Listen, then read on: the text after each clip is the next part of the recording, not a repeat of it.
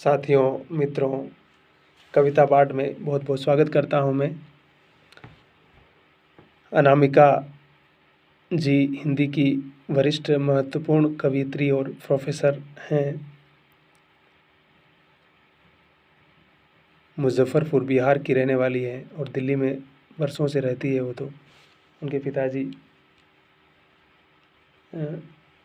भी विद्वान थे, तो उनको एक अच्छी परवरिश मिली और जाहिर सी बात है कि उस परवरिश का परिणाम है कि वो इतना कुछ लिख पाई या इतना कुछ हमारे सामने उनका चिंतन अवेलेबल है, जिससे हम एक अच्छी परवरिश और एक अच्छा वातावरण कैसे किसी इंसान को कहाँ से कहाँ पहुँचा सकता है, उस संदर्भ को भी समझ सकते हैं।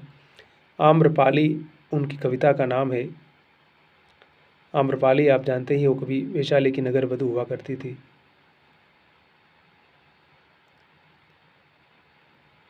बाद में किस प्रकार से बौद्ध भिक्षुणी बन जाती है, उसके जीवन की कथा के माध्यम से अनामिका जी क्या कहती है कि था आम्रपाली का घर मेरी ननिहाल के उत्तर, आज भी हर पूनों की रात खाली कटोरा लिए हाथ गुजरती है वैशाली के खंडहरों से बौद्ध भिक्षुणी आम्रपाली। अगल बगल नहीं देखती, चलती है सीधी, मानो खुद से बातें करती, शरत काल में जैसे कमंडल वमंडल बनाने की खातिर पकने को छोड़ दी जाती है, लतर में ही लौकी पक रही है मेरी हर मांसपेशी, खदर बदर है मेरे भीतर का हहाता हुआ सत। सूखती टटाती हुई हड्डियां मेरी मरे कबूतर जैसी, इधर उधर फेंकी हुई मुझ में सोचती हूँ क्या वो मैं ही थी। नगर वधू बज्जी संघ के बाहर के लोग भी जिसकी एक झलक को तरसते थे, ये मेरे सन से सफ़ेद बाल थे कभी भोरे के रंग के, कहते हैं लोग।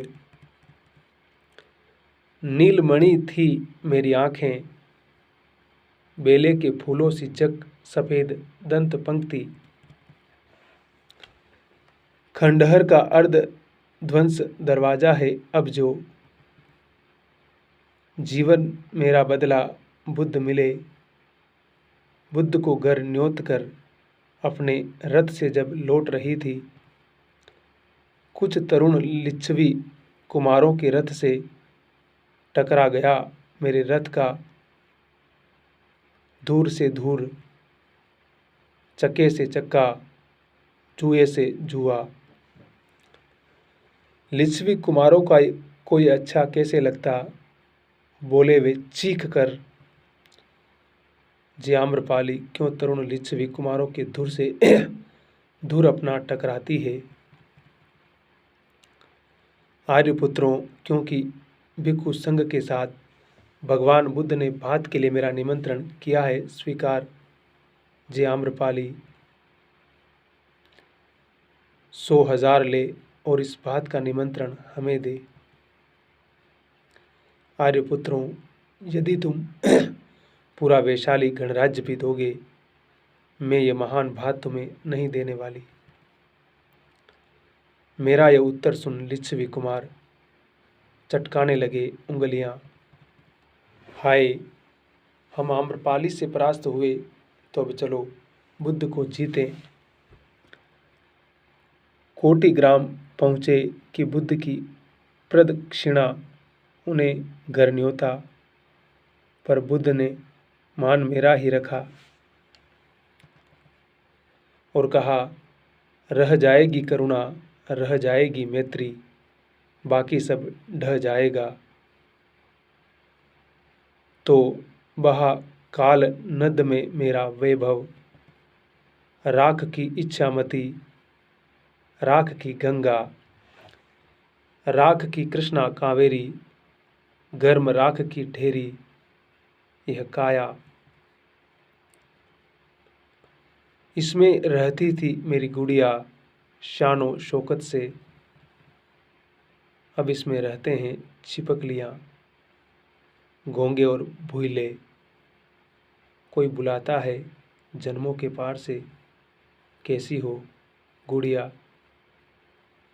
क्या जाने कितनी सदियों से गोल गोल उड़ रही है मेरे गुंबद के भीतर नन्ही सी बेचैन चिड़िया, नन्ही सी बेचैन चिड़िया।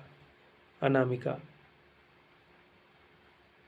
बहुत बहुत थैंक यू। आप अनामिका जी की और भी कविताएं इंटरनेट पर सुन भी सकते हैं, पढ़ भी सकते हैं और वहाँ से बहुत कुछ समझ सकते हैं, ग्रहण कर सकते हैं। हमारे साथ बने रहिए। मैं आपका बहुत बहुत धन्यवाद ज्ञापित करता हूँ सभी साथियों का जिन्होंने मुझे पूरा सुना, और हम मिलते हैं अगले संवाद के साथ में। शुक्रिया।